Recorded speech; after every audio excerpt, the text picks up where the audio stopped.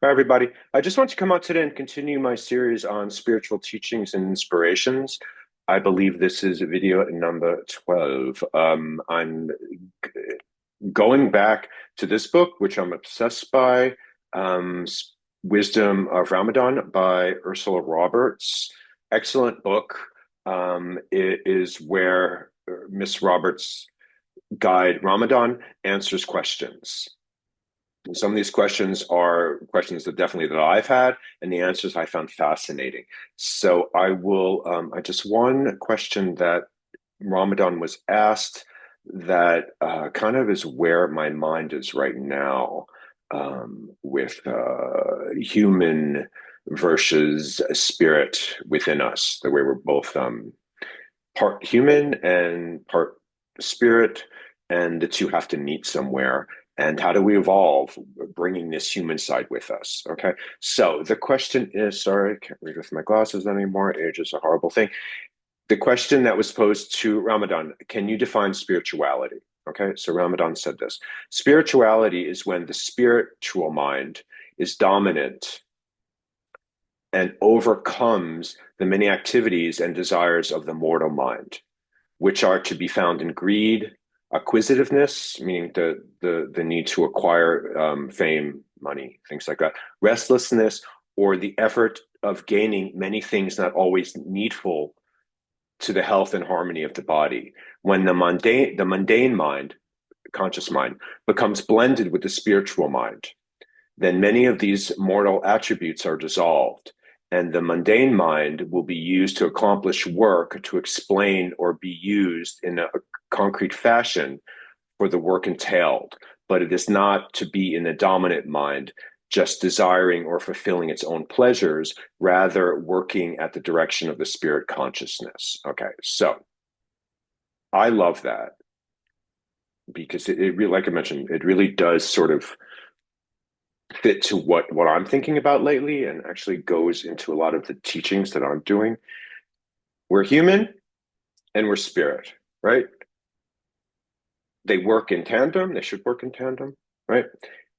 Mind, body, spirit. All three of these things have to be in harmony to, I believe, function fully in the physical realm. Um, Otherwise, we're just out of sync, and a lot of people then are off balance, off center, and we're not in harmony. We're not in balance. Right. So mundane mind, from what Ramadan said, the mundane mind is the conscious mind. It's the mind that helps us get through life, and it protects us, and it's the critical thinking part of our mind. Right.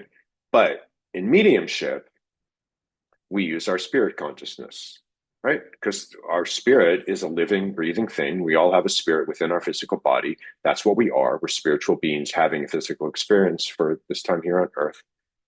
But a lot of us, a lot of people on this planet, I find, are led by their conscious mind, the mundane mind. They don't really think about the spiritual part of life. They don't think about progression, evolution, growth in the spiritual way. So mundane mind is the dominant part.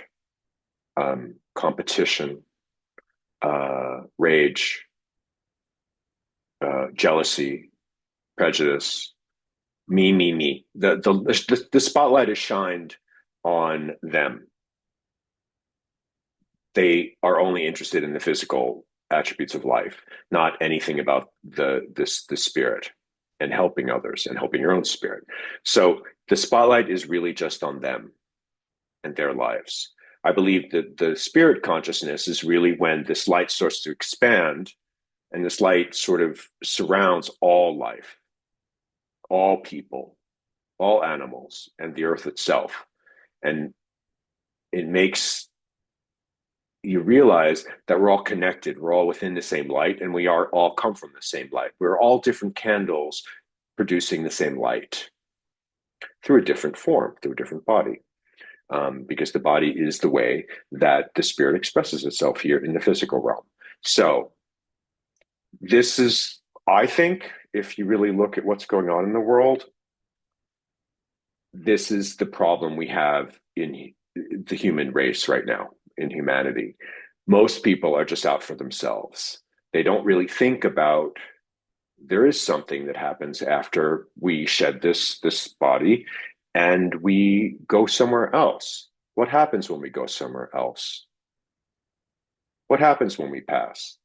Now, the truth is, the fact is, I've worked with many people and done numerous readings throughout this calling. I don't consider this a career, I consider it a calling. So I know that life continues. I know the spirit consciousness is eternal, but most people don't think about that. I know that we reap what we sow. And though I don't believe in the concept of hell or heaven, I do believe we are held responsible for all of the actions um, that we've done in this physical realm. I think it's like a movie. I think it's sort of, I feel, or what I've been told and what I've seen, is sort of like a movie that we rewatch our lives and we see that bad behavior or harsh words or thoughts that we've given out, how they have a domino effect, and that brings someone else into the same sort of chaos, and then they mistreat people, and so on and so on and so on and so on. So we sort of see what the result was from our actions, our words, our thoughts, all that, right? So most people don't really think about that, and most people just go through lives um, acquiring things, acquiring money, acquiring fame, working on their ego, trying to feel better than other people, all of these things. But all of that goes away. You don't take anything with you when you pass to spirit, right? You all you can take is the love that you've given and the love that you've received and how you made people feel. So all of this stuff, anything that you can grab onto is fleeting. It all will go back to dust the same way our bodies will, but our spirit is eternal. So I feel once people start to awaken and the realization that when you're, 70, 80, 90 years old, whatever, 100, life's not over. Our life continues. And this is the school. This is the classroom where we learn. And this is where my spirit consciousness can sort of work with my conscious mind, my human mind, and they can work together. Of course, I need my conscious mind. Of course, I have to function in the physical sense, but I try to be led by my spirit consciousness. What's happening here? What can I learn from this? How can I grow from this? What can I do in this situation? What can I learn from this situation to help other people? Because if I can help myself, I do believe it's my responsibility to help as many people as I can, or at least show people the door so they can help themselves, I guess is a better way of putting it. But we need to nurture this spirit consciousness. How do you do that? You move into the quiet. You move into the peace so you can hear your spirit, so you can hear that piece of your consciousness that's connected to your spirit. This is your true self. All this other stuff from your conscious mind are things we picked up through our parents, through friends, through partners. And it's just, we're programmed by that, right? Good and bad. So I try to go and move into my spirit, the power of my spirit, the power of my spirit consciousness, and just listen to it because that's what's connected to the spirit realm and that's what's connected to God, the creator of the physical and the spiritual realms, right? So listen to your spirit, allow your spirit to connect to the upper realms, and you will feel all around you this light expand, and you will be able to feel the influence of your guides, your loved ones, spirit helpers that just have an interest in your purpose, and allow that to lead you and understand that anything that does not make you feel good about yourself spiritually, your true essence, is of no benefit to you. What can I learn today? How can I improve myself today? How can I curb these reactions that I have towards life? Because I really do feel our reactions to people, to situations, those are sort of like the signposts of where we need to heal through.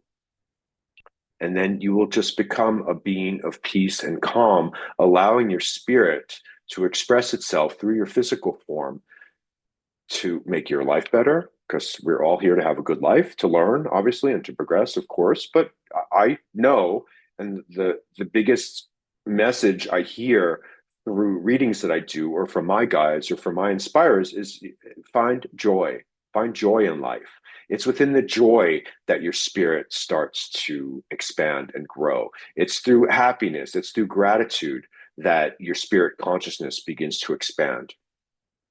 So whatever you need to do to bring yourself back into the peace, do it. And then you can listen to your spirit, and then you can hear what it's trying to tell you, because that's your true essence. That's who you are.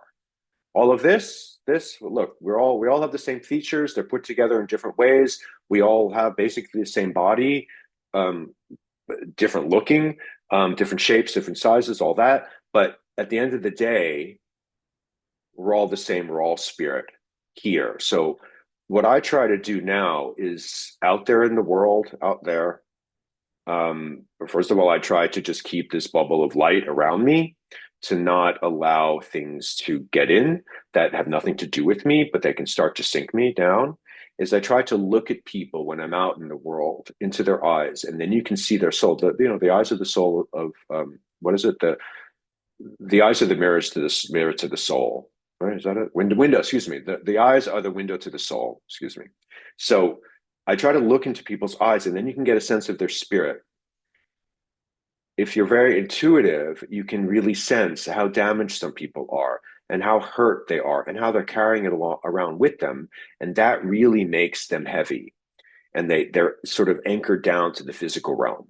So I will never go up to a stranger on the street. That's like not good. Please don't do that. But people that are working with me, I can sense that they're holding on to hurt. They're holding on to pain.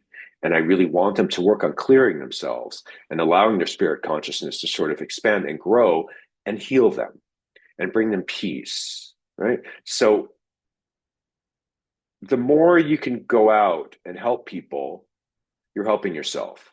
The more help you give, the more help you get. It's not an award, a reward, or an award for doing this, but I think it's just cause and effect.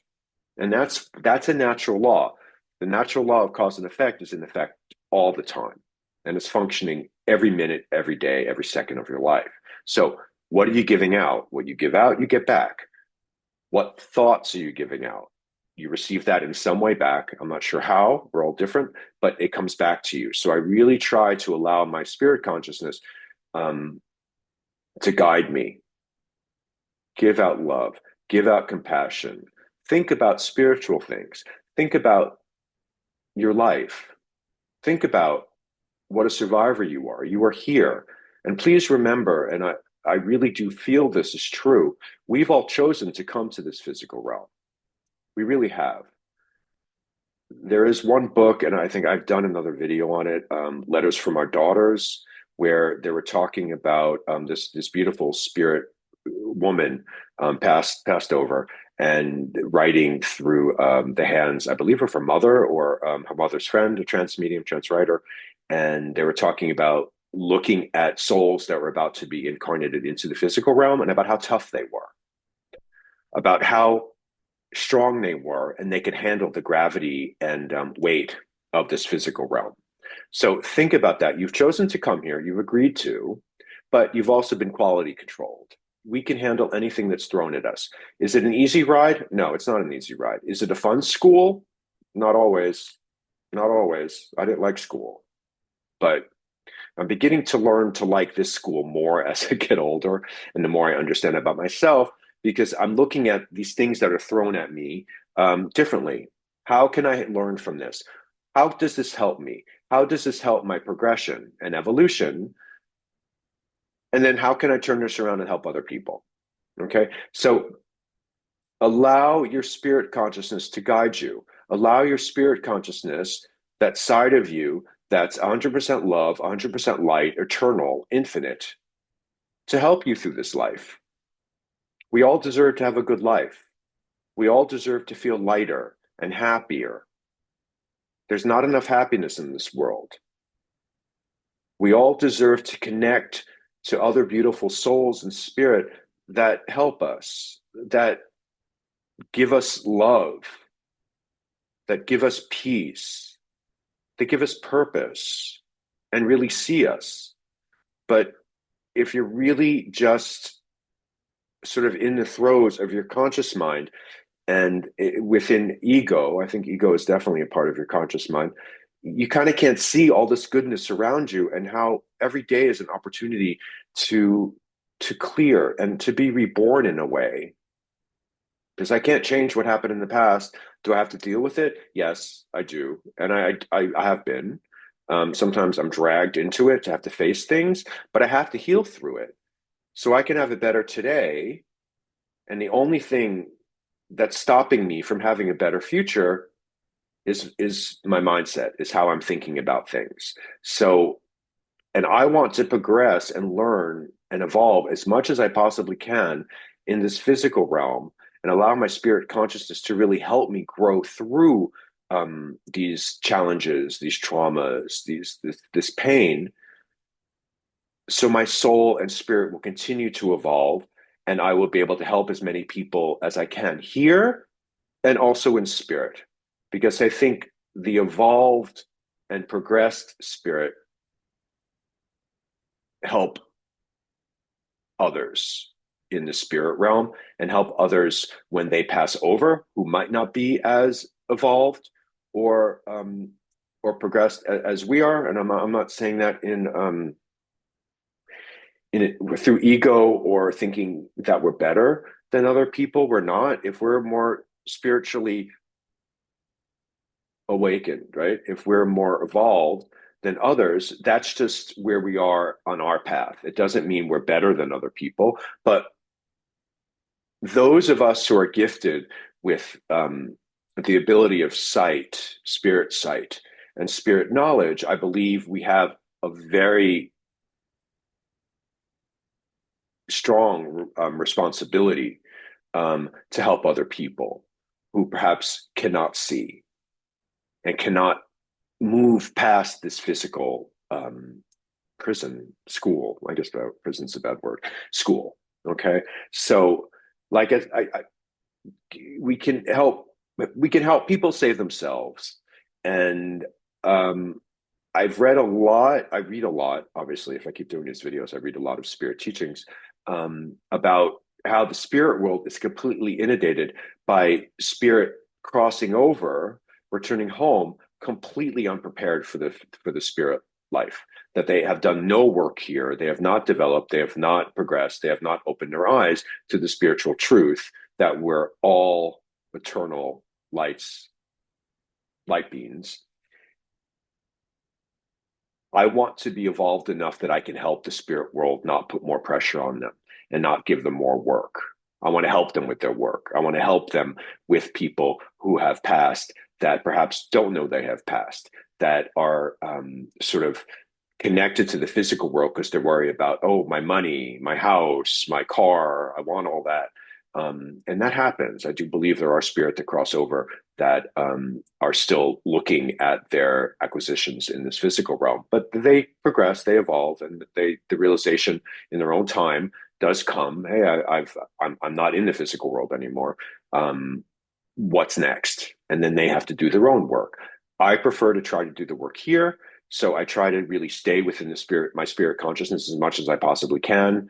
Of course, I want to have a good life. I want to be happy in my home. I want to have a nice relationship, good friendships, all of these things. Not worry about where my next meal is coming from, not being able to, pay for doctor bills, medical care, and all that. But I know that's all temporary. I know all that goes away. outside of the love that I've shared with family members and friends that I've been fortunate enough to meet and connect with in this physical realm. So try to move closer to your spirit consciousness and allow your conscious mind, with all of its noise that is always spinning, always looking for something to worry about, always moving back to the dark times of the soul to try to keep you there, and move into the light of your spirit and allow yourself to clear and just try to be a being of joy, gratitude, and light. And you will see your life will look differently. Sometimes all we have to do is move ourselves a little bit to the right or left, and the light looks completely different. Okay, so I do like that quote from Ramadan, spirit guide of Ursula Roberts, because it does talk about um, of course we need our conscious mind. It's how we survive here. But if you can combine the two and allow your spirit consciousness to sort of be the dominant side of that, and like I said before, most people, the conscious mind is the dominant side, then they can work together, but for the greater good of your own spirit, your own soul, and for all living beings. Okay. Thank you very much. And I wish everyone a lovely day. Bye bye.